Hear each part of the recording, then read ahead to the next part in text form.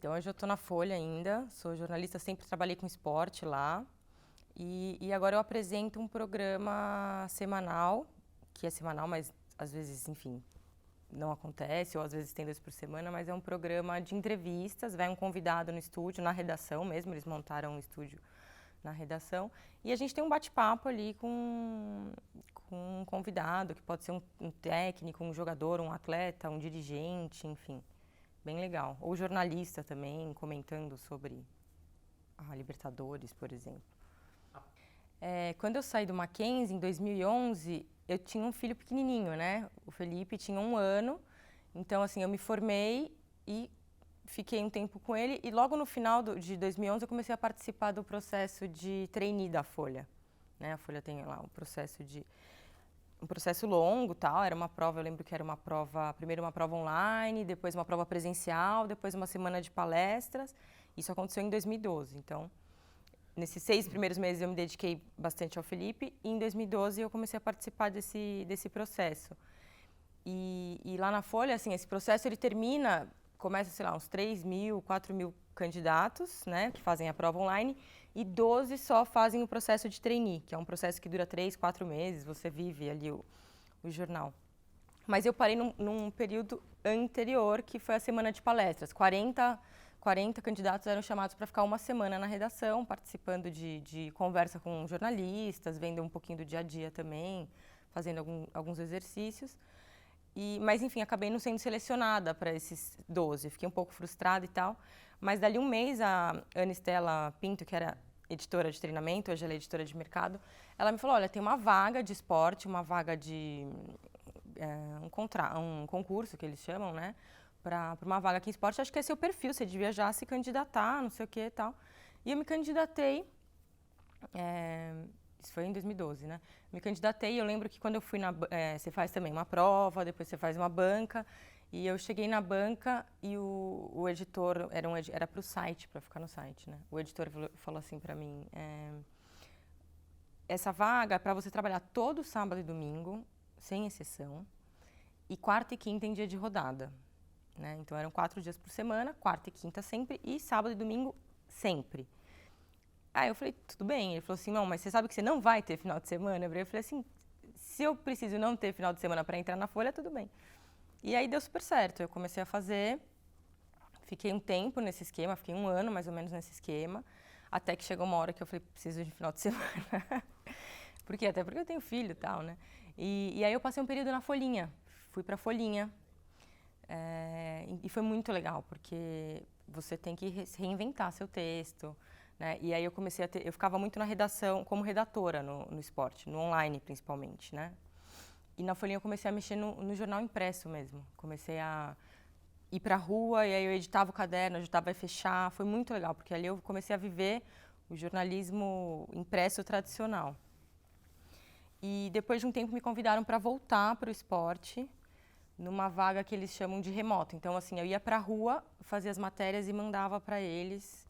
E aí foi muito legal também, porque eu comecei a cobrir um monte de coisa, que é a rua que me deu a bagagem, na verdade, né? Foi legal porque eu aprendi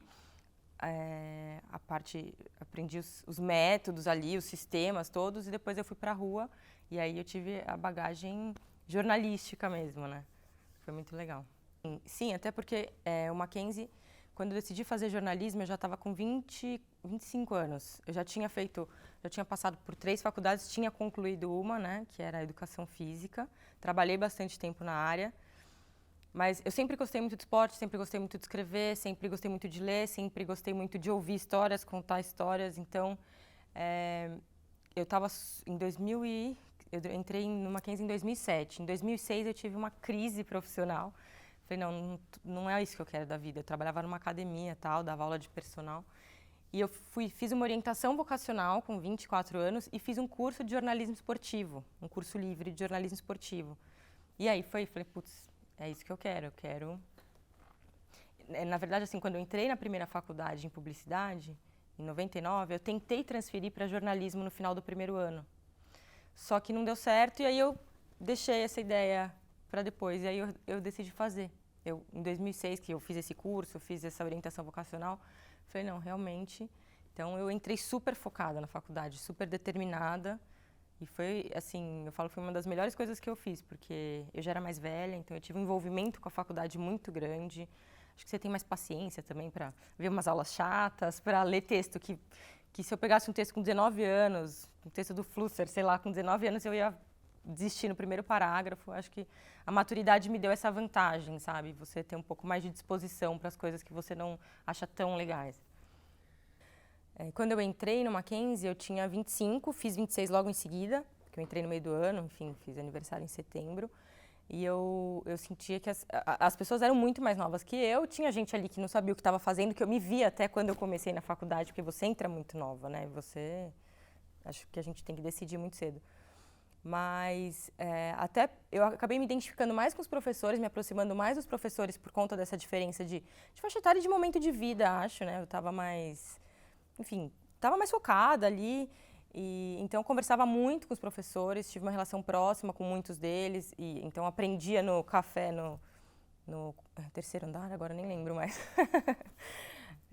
Enfim, aumentei minha rede de contatos, mas ao mesmo tempo com os alunos foi uma troca muito legal. Eu sempre me dei bem com pessoas de faixa etárias diferentes.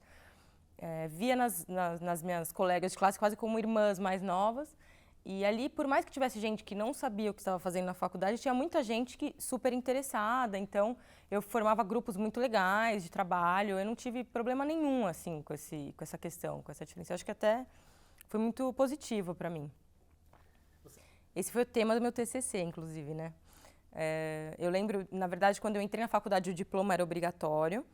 E aí, eu lembro da gente numa aula da Cicélia, uma ex-professora aqui, que estava sendo votada essa questão. E a gente estava na aula vendo isso, passando mal, né? E aí, no final da faculdade, eu decidi fazer um TCC sobre isso, que era a importância ou não da faculdade de jornalismo para o exercício da profissão. E aí a gente conversou com jornalistas formados e não formados para discutir isso, a gente fez um livro-reportagem. E assim, pensando na minha vivência, a faculdade foi extremamente importante, sabe? Porque, acima de tudo, a faculdade me proporcionou um espaço de reflexão muito importante. Não só em termos de métodos, de técnicas, mas acho que, acima de tudo, pensar a profissão de jornalista e tudo o que ela implica, sabe? Desde enfim, o que ela significa, o que ela pode propiciar, a importância dela, o valor dela na sociedade,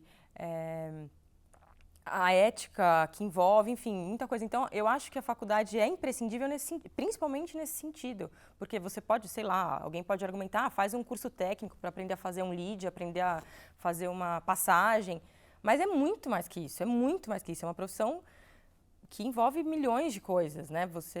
Então, para mim ficou muito claro que a faculdade foi determinante em como várias vezes na minha conduta profissional eu pensava, nossa, a faculdade me ajudou muito a pensar sobre isso, sabe? Eu acho que eu me colocar como jornalista e eu ser uma melhor jornalista, com certeza eu sou uma melhor jornalista do que eu seria se eu não fosse formada, porque, por exemplo, na Folha onde eu trabalho, existem pessoas que são formadas em direito, em antropologia, em sociologia, em letras, né? Eles não exigem o jornalismo, a faculdade. Mas eu acho que, para mim, assim, eu super defendo. Eu acho que a faculdade, até por uma limitação de tempo, de carga horária, ela não consegue se aprofundar em tudo, né? Não tem como. Mas eu saí daqui preparada para ir para qualquer lugar. Eu acho que assim, você sai com uma bagagem boa e que você vai sendo lapidado no mercado, que eu acho que é o processo que acontece em qualquer área de conhecimento, não só no jornalismo. Mas eu saí daqui tanto que na Folha eu fazia internet, eu fiz jornal impresso, eu fiz TV e eu não fiz nenhum curso específico depois que eu saí do Mackenzie. Então, eu me senti super preparada para atuar em qualquer área, na verdade.